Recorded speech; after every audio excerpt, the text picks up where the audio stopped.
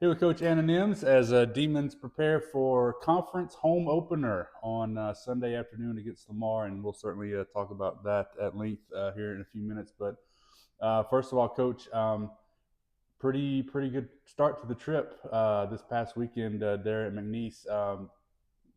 How much fun was that to come away with a win on the road against what, like we said, is the quote unquote defending conference champions? Yeah, I think the girls played really well. I think I think McNeese's MO is to create havoc, and I think they attempted that, but I think our girls used some poise and some IQ to kind of combat a little bit of the chaos. And we made some runs, they made some runs. It was a highly competitive game.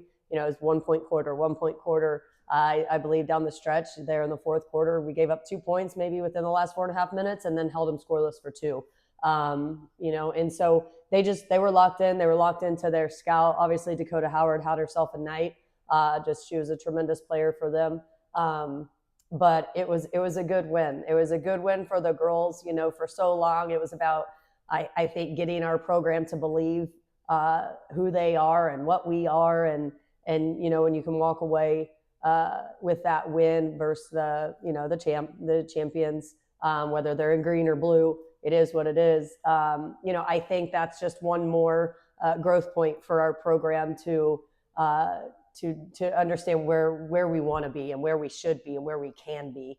I think people think, well, we shouldn't lose to Northwestern State, and we're trying to rewrite that very quickly. Absolutely.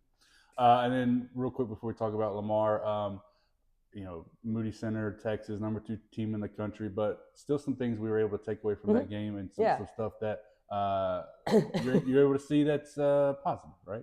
Yes. Yeah. There's a lot of positives for home. No, that building, that facility, it's the most thought through facility I've ever seen in my entire life. Just the details were incredible. No matter where you were in that place, there was something to look at and something to be just completely got by. So it was an incredible environment. It was a fun place to play. Their coaching staff was incredibly classy. Talked to all of us, talked to our girls, took pictures with our girls. I think there's a lot to it in the sense that, we were going to go in, we were going to compete. We wanted to play our very best basketball, and show them who Northwestern State was. But on the flip side, there's very much an understanding that they're number 2 in the nation. Prayerfully, I don't jinx them, but they could absolutely make a very big run, down towards the end of this season. For me, getting to coach against Vic Schaefer, wow, our girls getting to even see Vic Schaefer, to be on the same court as Madison Booker, like Rory Harmon. It was like a combination of, hey, let's compete and let's do this. And then on the other side, there was still this surreal feeling of, wow, that girl is going to be an All-American. And I think there was a lot of respect, from our girls to them. No fear, but a lot of respect. So it was a fun environment. We were one of the only low mid majors to hold them to under 100, albeit just a little bit. Yeah. But that is a positive. We were able to really we played through our entire bench. He played his starters almost up until the final 3 minutes, and so. I think our girls did a good job, although we had a bunch of turnovers. That's the best defensive team in the nation. That is what they are known for. And so I had made a joke maybe about if we could get it across half court. And I think that game in particular just absolutely prepares us to walk into our Lamar game, in the sense of just high intensity, full court pressure, 94 feet, and I think the positive to it is if you can get past Rory Harmon, then who can't you get past? Because Rory Harmon is she's just a phenomenal player. So there was a lot of positives. There was some fun, but I am glad our non-conference slate is over.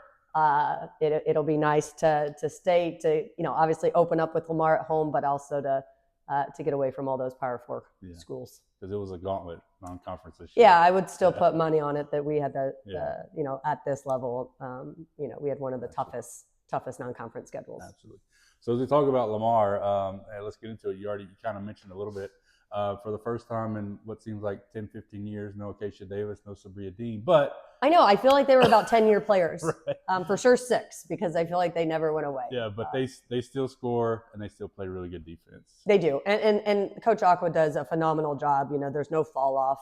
Obviously, under Sabria Dean, she had recruited Denley, and Denley's now a junior, which actually is shocking to me. It seems like that actually went fast, whereas we couldn't get Acacia Davis and Sabria Dean out of the conference.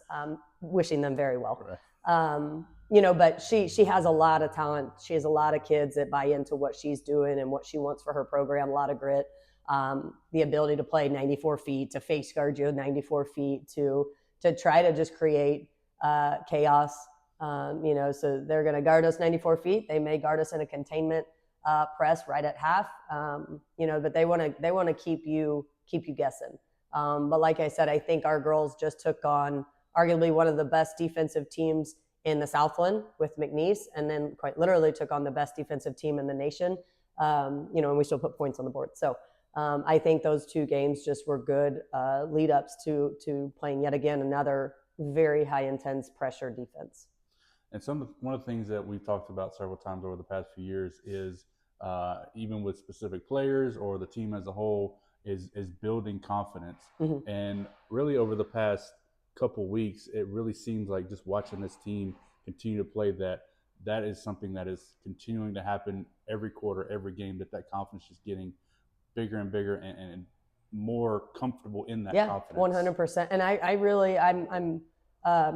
I'm really impressed by our starting group, you know, with us still having so many new faces. And yes, now we've been together since July. That's a lot. I assumed it was going to take us all of our non-conference schedule and even these early conference games to kind of find a groove. And I think they found their groove after their Wichita State win. And then from that point on, it was a true belief system in themselves, in each other, in that group in particular. Their level of, you know, intentional work, I think, is there. So I agree with you. I think they're confident. I think they're confident in playing with one another. They share the ball tremendously well. You know, but I think that, you know, aside from just our starters, I think we're starting to pull a few more in, and we talk about that bench reliability and how important it's going to be for us. You know, and I think you start to see that kind of forming.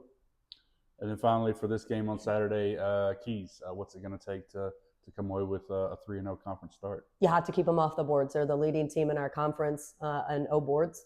You know, we're in the top 3 in a lot of categories. But right now, they're sitting at number 1 in offensive rebounds. So I think that that's going to be something that we absolutely have to tackle. I think that if we have the ability to keep them off the boards and limit their second chance opportunities, and then also take care of the ball. We were going to allow for 22 to 25 turnovers versus Texas. We got to get that thing back down to under 15. You can't give up that many possessions and expect to win. So take care of the ball. Win them on the rebounding war, but also really it's going to be that offensive rebounding war. Coach, thanks so much. Welcome.